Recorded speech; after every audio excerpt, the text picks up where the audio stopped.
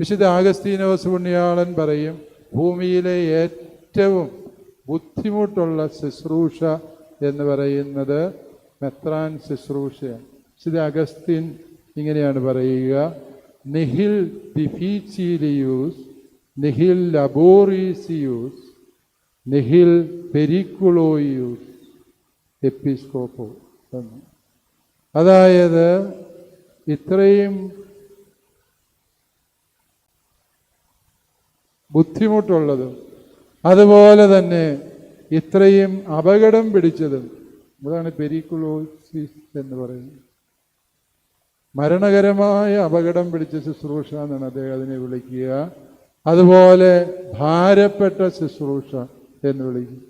തീർച്ചയായും ഇത് ഇവിടെ ഇരിക്കുന്ന മെത്രാന്മാർക്ക് മനസ്സിലാകും.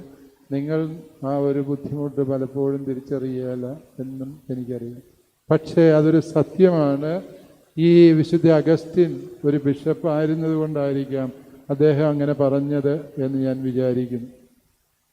പ്രിയപ്പെട്ട ജെയിംസ് പിതാവേ, അങ്ങ് ഈ ഏറ്റെടുത്തിരിക്കുന്നത് ഈ വലിയ ശുശ്രൂഷയാണ്.